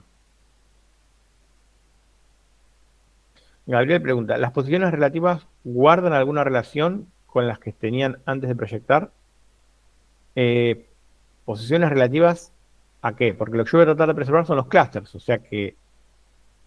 Claro, o sea, no guarda relación entre, digamos, ahí como lo vemos, el puntito rojo que está más a la izquierda y el que está más a la derecha, pueden quedar completamente mezclados después de la proyección. Bueno, después de ordenarlos. Sí, digamos, o sea, lo único que se van a preservar son los clústeres, pero si en Ok. este gráfico estaban los azules a la izquierda y los rojos a la derecha, podrían quedar invertidos. Determina la similitud de todos los puntos en el gráfico. Tomamos el primer punto, que se llama punto de interés, el que estamos viendo, y medimos la distancia al siguiente punto, que sería este. Luego proyectamos esta distancia en una curva normal, una campana de Gauss, centrada en un punto de interés. Entonces, este es mi punto de interés, ¿no? El punto que está acá. Centro sobre él una distribución normal, una campana de Gauss, que es esta función que está acá. Todos los que hayan cursado probabilidad estadística saben de qué estoy hablando. Y los que no, bueno, sepan que simplemente es una función que tiene esta forma. Nada más. Bien. Lo que voy a calcular acá es algo que se llama similitud. No es la distancia, es la similitud. ¿Y qué es la similitud? Bueno, es el resultado de hacer esta operación que les voy a mostrar. Entonces, calculo la distancia en este eje X y a partir de acá obtengo un valor en la campana de Gauss, ¿sí? Bueno, continuamos con el siguiente punto y calculamos de igual forma la similitud. Y finalmente con los siguientes puntos, una vez que ya hice todos los puntos cercanos, sigo con el siguiente punto que va a ser ya un punto, en este caso lejano, en otro clúster. Va a estar por fuera, va a estar por acá. Es decir, va a estar dentro de la cámara de Gauss, pero bueno, fuera de la parte central, ¿no? Y finalmente mido la distancia de todos los puntos contra todos los puntos, que van a estar proyectados sobre esta curva. Y acá una aclaración. El ancho de la curva normal, es decir, su desvío estándar, no va a ser siempre igual. ¿De qué depende? De la densidad de los datos en la cercanía del punto de interés. Entonces, si yo estoy trabajando con un clúster así, mi distribución normal va a tener esta forma, es decir, va a ser más angosta y más alta, mientras que si los puntos en la cercanía están más dispersos, como podría ser en este caso, la curva, que está exagerado, va a ser más ancha y más baja, ¿no? Está como más distribuida. Estos puntos están más juntos y la densidad es mayor, por lo tanto la curva normal es más angosta. Y estos puntos de acá tienen la mitad de densidad. Esta curva tendrá el doble de ancho. Eso quiere decir que las curvas no son iguales y por lo tanto la similitud no va a ser igual. si yo estoy tomando este punto de interés y quiero calcular la similitud a este otro punto de acá, voy a usar esta curva. Y si quiero calcular de este punto que tengo acá, punto de interés, la similitud a este otro, voy a usar esta curva, con lo cual la similitud de A a B no es la misma que de B a A, ¿sí? No es como una distancia. Como las curvas no son iguales, hay que normalizar la similitud. Pero a nosotros no nos sirve que sean diferentes, las tenemos que normalizar. Entonces vamos a poner la similitud sobre la suma de todas las similitudes, ¿no? Y esto va a ser la similitud escalada, que vamos a llamar puntaje o score en inglés. Hay un parámetro de este algoritmo que se llama perplejidad o perplexity en inglés, que es igual a la densidad esperada para un punto. Entonces, utilizando este parámetro que nosotros le damos al algoritmo, va a calcular esta curva normal, ¿no? Este valor perplejidad corresponde al número de vecinos alrededor de cada punto. Este valor lo establece el usuario, ¿no? ¿Cuántos puntos voy a tomar yo en la vecindad? Bueno, es un parámetro. Yo se lo tengo que dar al algoritmo. Y con esto calculamos el desvío estándar, ¿no? Que nos va a servir para saber cómo va a ser esa curva normal. Cuanto mayor es la perplejidad, mayor es la variación.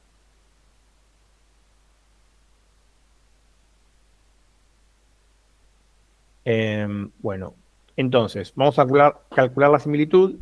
Como no son iguales, lo que hacemos es tomamos el promedio de la similitud y eso lo llamamos similarity score.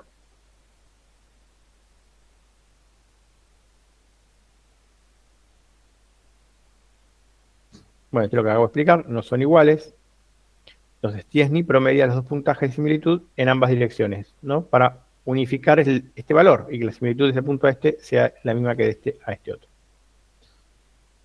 Entonces, finalmente vamos a tener una matriz de puntajes de similitud o similarity score. O sea, una matriz que tiene esta forma que están viendo acá.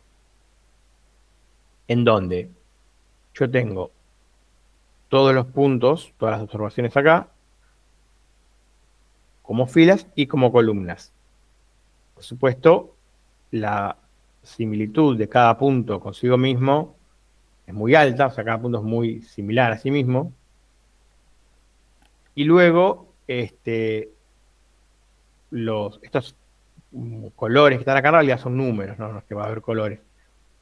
Pero para que se entienda que, bueno, digamos, de este punto azul a este otro punto azul voy a tener una similitud elevada, y en general de este punto azul a este otro punto azul voy a tener una similitud o un score, un similarity score elevado, pero de este punto azul a este rojo no, va a ser muy bajo. Entonces la matriz va a tener una forma como en la que vemos acá. Muy bien. Ahora que tenemos la matriz de similitud, vamos a hacer lo que dijimos al principio de todo. Proyectamos los puntos en una recta de forma completamente aleatoria y calculamos los puntos de similitud, calculamos los valores de similitud y la matriz de similitud para este nuevo espacio. Básicamente tomamos el primer punto, medimos la distancia al segundo y calculamos el similarity score. Como dijimos antes, usamos la curva normal. Momento, no usamos la curva normal. Y acá es el punto importante. ¿Por qué? Usamos una distribución T de student. La distribución T de student, también para los que hayan visto probabilidad estadística, es otro tipo de distribución que es parecida a la normal. Es una curva que tiene una forma similar, pero es un poco más achatada.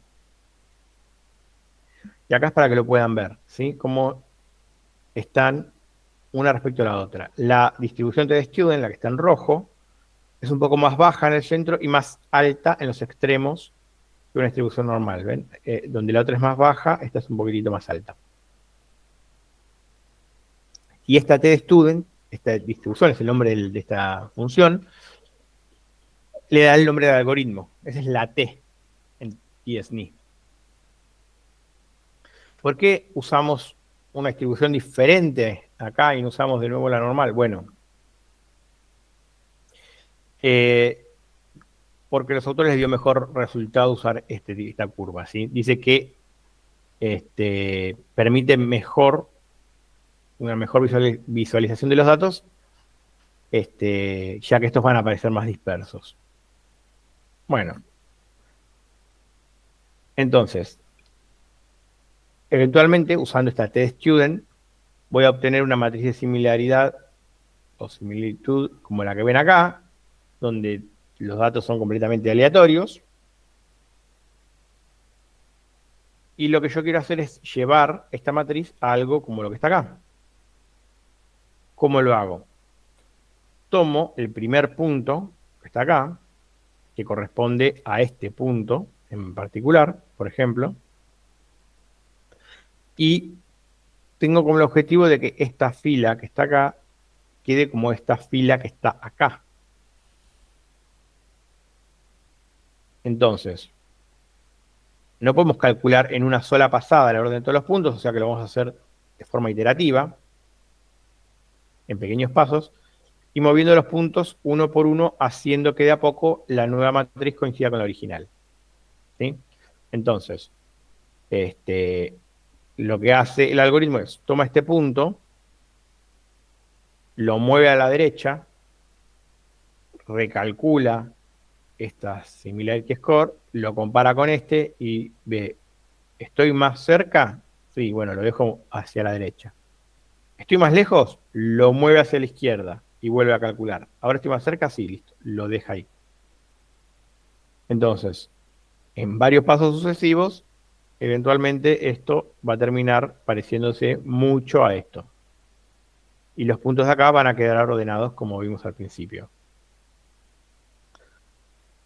¿Qué pasa si yo aplico esta técnica de MNIST, esta técnica TSNI con el conjunto MNIST? ¿Conocen el conjunto MNIST? ¿Lo trabajaron en la práctica? Creo que no. Va, ¿Alguien? o una vez. Por ahí, No, me creo que acuerdo. solamente lo habíamos visto como que estaba, pero no lo trabajamos. Eso. Sabíamos que eran los números, pero nada más. Ni siquiera los números en qué disposición. Sí, no, Ok. no, sabíamos que existía. Bueno, el conjunto MNIST es uno de estos conjuntos recontra conocidos y recontra utilizados en la ciencia de datos, un conjunto que hace muchos años que existe, que básicamente tiene números manuscritos. ¿Sí? Son números manuscritos, son imágenes en 128 por 128 píxeles, en blanco y negro, en escala de grises, y es un conjunto etiquetado. Lo que se tiene son filas, un comma separated value, donde estos 128 por 128 están en un solo vector, y la etiqueta del conjunto es básicamente si es el número 0, 1, 2, etc. Sirve para probar y trabajar con diferentes modelos. Si yo aplico TSNI a MNIST, obtengo algo como lo que está acá, donde se pueden ver claramente clusters. ¿Cuántos clusters? Uno esperaría que haya 10 clusters. ¿Hay 10 clusters realmente? 1, 2, 3, 4, 5, 6, 7, 8, 9 y 10 clusters. Qué raro que escribe esta gente, dice Felipe. Bueno, ¿qué pasa? Yo les dije que son imágenes que tienen 128 píxeles por 128 píxeles, pero que están publicadas como un comma separated value, donde cada imagen es una fila, con lo cual cada píxel es una columna, y 128 por 128 son 700 y pico de columnas. Déjenme hacer la cuenta. Miren, 128 por 128. No puede ser, entonces estoy diciendo mal. Chicas. No, 28 por 28. Entonces, 28 por 28, no, 128 por 128 no. Perdonen, chicos, les dije cualquier cosa. Son imágenes más chicas, 28 por 28 píxeles.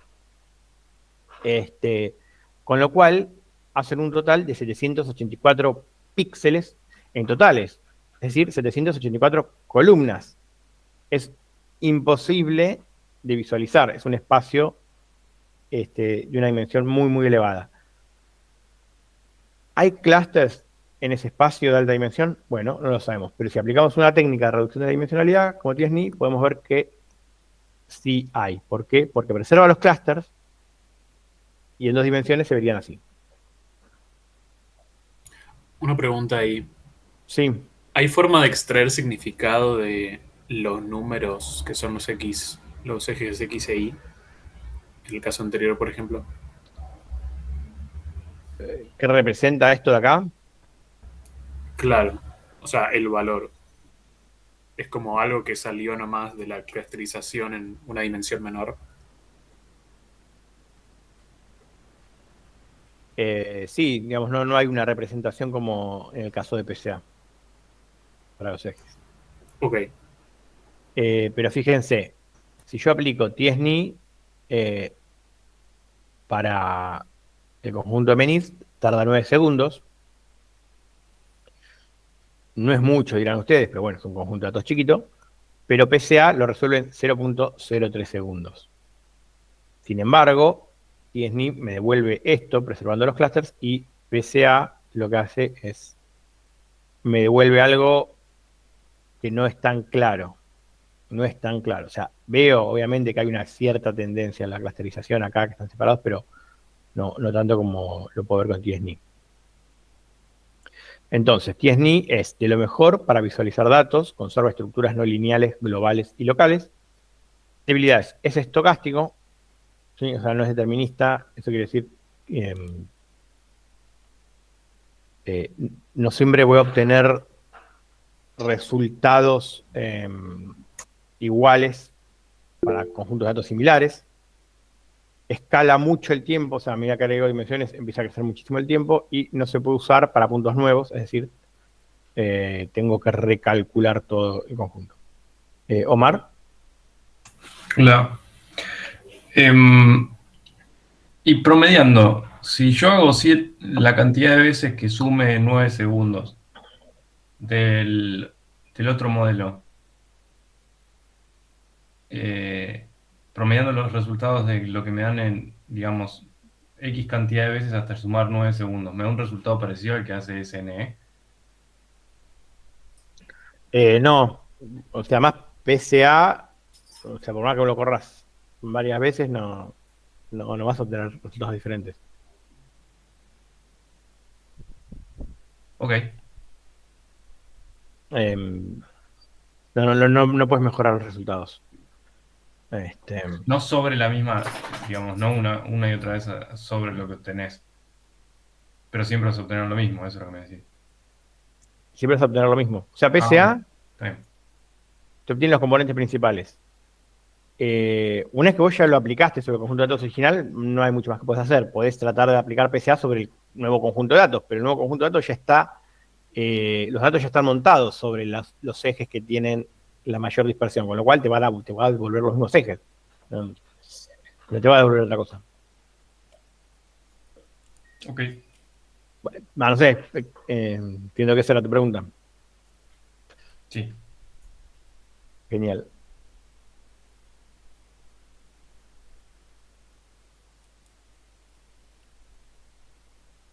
Bueno, último método, ISOMAP.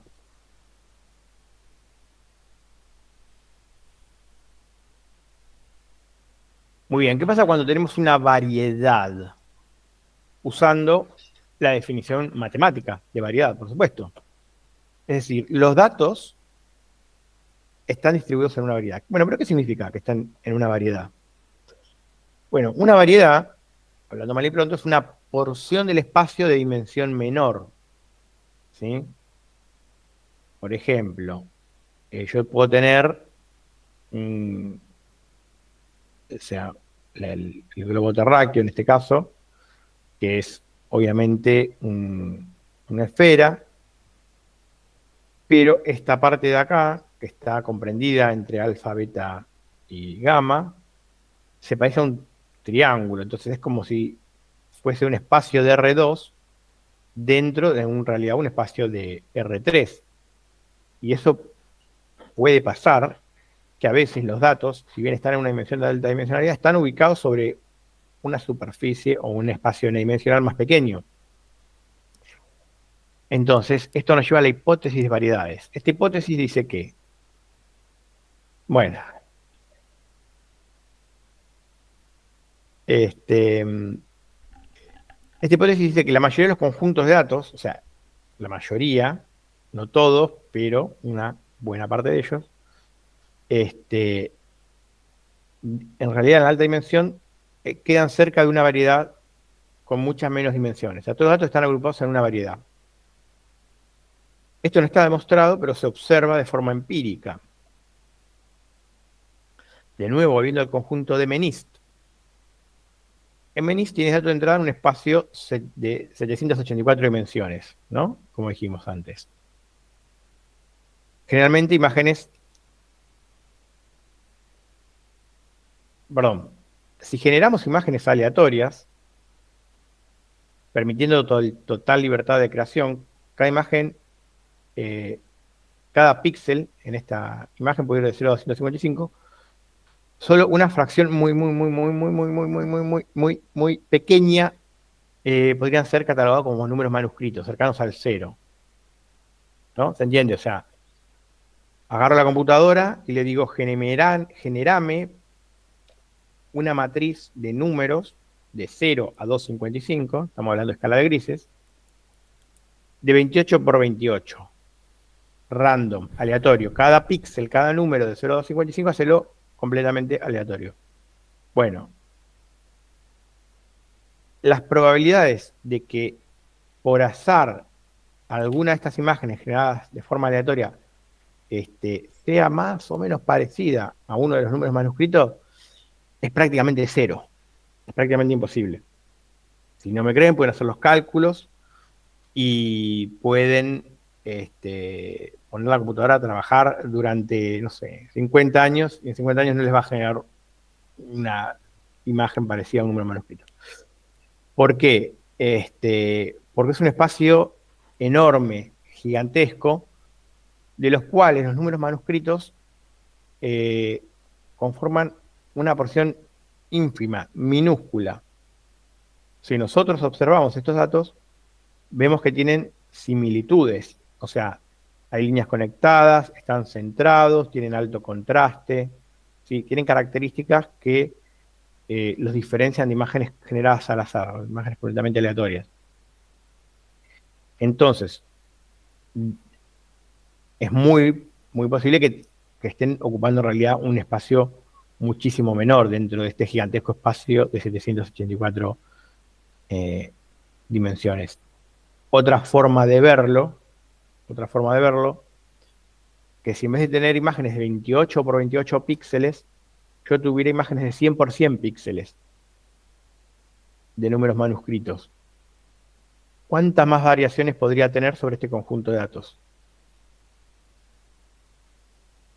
¿Cuántas posibilidades nuevas se agregan?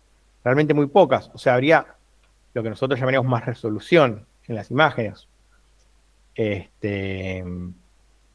Pero deberían respetar más o menos las mismas formas. Los números van a estar centrados. Proporcionalmente los números van a ser más grandes, pero van a tener la misma estructura, etcétera, etcétera. O sea, hay reglas que dictan cómo se dibuja un número, que independientemente de la cantidad de libertades que yo tenga para plasmar el número, al cumplir esas reglas queda completamente restringido y limitado a una porción ínfima del espacio de dimensión alta. Entonces,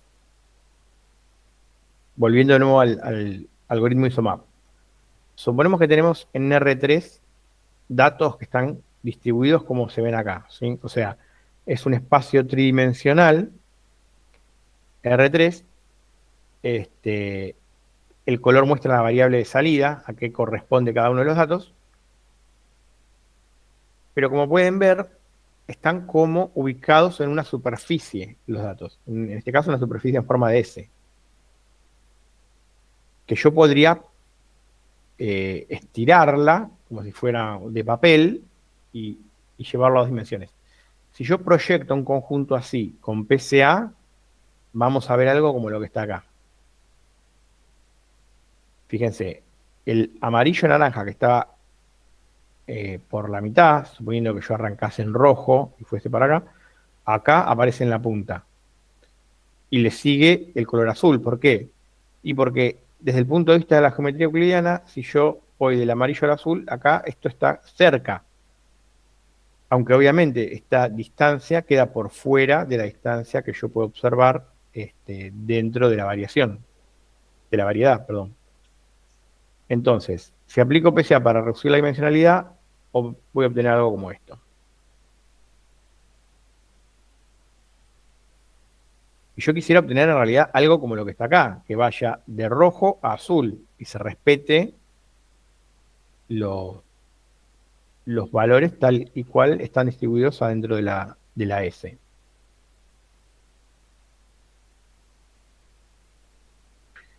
Bueno, ¿cómo puedo hacer para obtener una proyección así? Tengo que utilizar otro tipo de distancia, la distancia geodésica, en lugar de la euclidiana.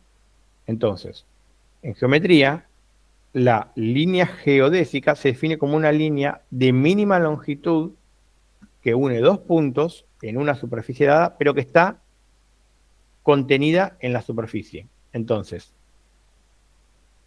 supónganse que yo tengo una superficie como la que está dibujada acá, en A. La distancia euclidiana es esta línea negra y la distancia geodésica es la línea punteada. ¿Sí?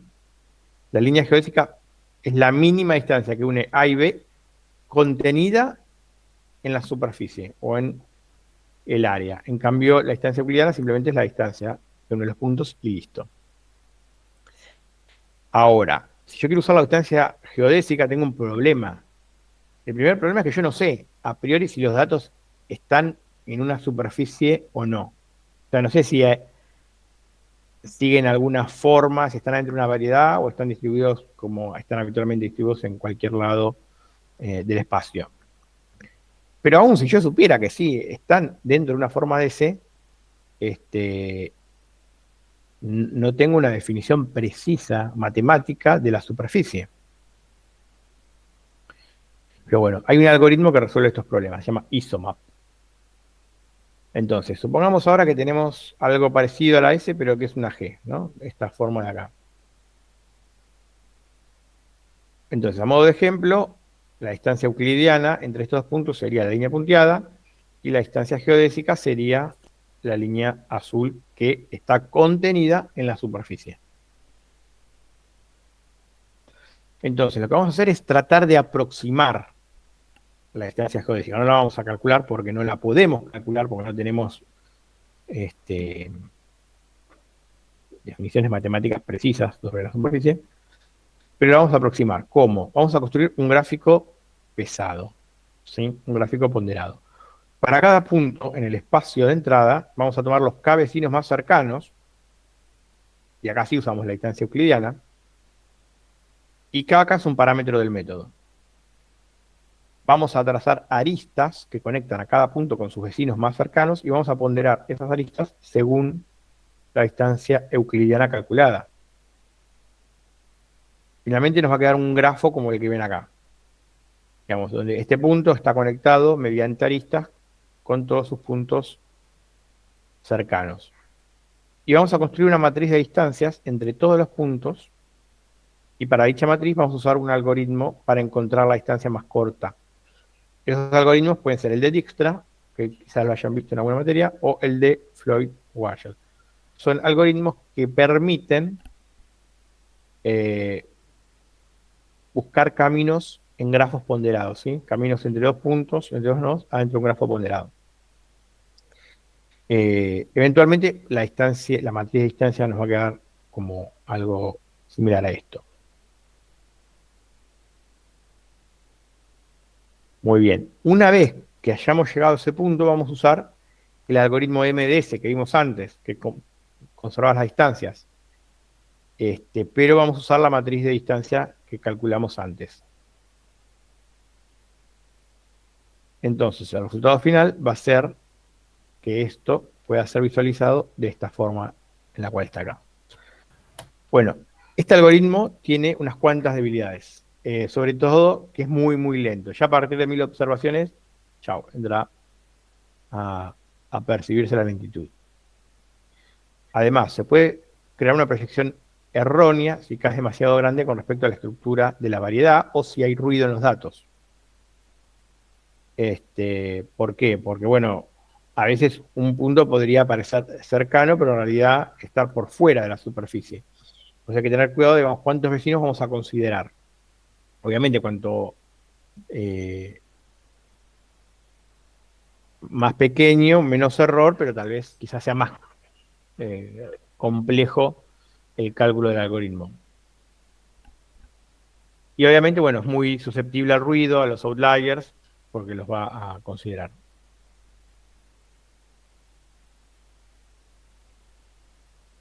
Landmark Isomap. Hay una versión del Isomap que se llama Landmark Isomap que trata de mejorar un poco al algoritmo y dice que voy a tomar n datos, ¿no? Donde n es menor que el número total. Y solamente voy a tomar distancias que involucran a estos n datos especiales. Estos datos se toman a partir de manera uniforme, ¿sí? A través de la distribución de los datos se los va tomando de forma aleatoria, pero espaciados más o menos todos en la misma distancia. Y va a utilizar una versión de MDS llamada Landmark MDS o LMDS, la matriz de distancias calculadas, para buscar una proyección euclidiana de todos los puntos en el conjunto original. Bueno, son una pequeña variación del algoritmo que trabaja con menos datos, porque obviamente Isomap es prácticamente inutilizable si tenemos un conjunto realmente muy grande, muy pesado, con muchas observaciones. Y lo que permite es que funcione más rápido, nada más. O sea, no hace otra cosa. Bueno. Una consulta Sí. sobre el grafo pesado que construye. ¿Qué se usa para determinar el peso? La distancia euclidiana. O sea, si querés, profe, volver a la diapositiva de la S, esa misma está bien. La idea es que vos, para poder asegurarte de que estás, entre muchas comillas, recorriendo la superficie, es que estés recorriendo sobre puntos de la superficie. Y para saber que son de la superficie y no saltaste del puntito del medio a uno de arriba, es que el de arriba está más lejos que uno que sí está cerca de ese puntito. Entonces, como que ponderás por la distancia. Entonces, si estás recorriendo las menores distancias, dentro de todo puedes asegurar que estás sobre la curvita esa que hace el gráfico. Ah, claro. Usas las distancias chicas como Claro. para hacerle entender, digamos, al algoritmo que por ahí va la superficie. Claro. O sea, si vos agarrás, ponele, qué sé yo, la superficie de una botella y querés recorrerla de lado a lado pasando por la parte de arriba de la botella, querés pasar tu dedo por puntos de la botella. Y para asegurarte que son puntos de la botella, medís la distancia y decís, lo miro pasando para el otro lado y va a ser más larga la distancia pasando para el otro lado que por un punto contiguo de la botella, de material de botella, digamos. No sé si te sirve el ejemplo. Me sirve. Gracias. Ok. Muy bien. Bueno, gracias, Gabriel. Ok, ¿alguna pregunta, chicos, sobre estos métodos? O cualquiera de los cuatro que vimos hoy. Sobre el último, esos puntos especiales, ¿cómo llegas a determinar que un punto es especial? En el Landmark Isomap, Sí. en realidad no lo determinás, tomás puntos aleatorios. Y vos considerás, bueno, estos son mis puntos especiales y trabajo con estos puntos. Lo único que tenés en consideración es que esos puntos los tomes de forma aproximadamente uniforme, ¿sí? A lo largo de todo el conjunto de datos. Al principio como que agarrarías una superficie, digamos, de menor resolución. Sí. Ok, Sí, podría ser una forma de verlo. ok. Y de nuevo, o sea, lo que hace este algoritmo es tratar de que ISOMAP funcione rápido, con buena cantidad de datos. No es que lo mejora, no es que hace que funcione mejor a nivel de resultados finales, simplemente que pueda ser computacionalmente viable. Pero, nada más. Ok, ok. Muy bien. ¿Alguna otra pregunta?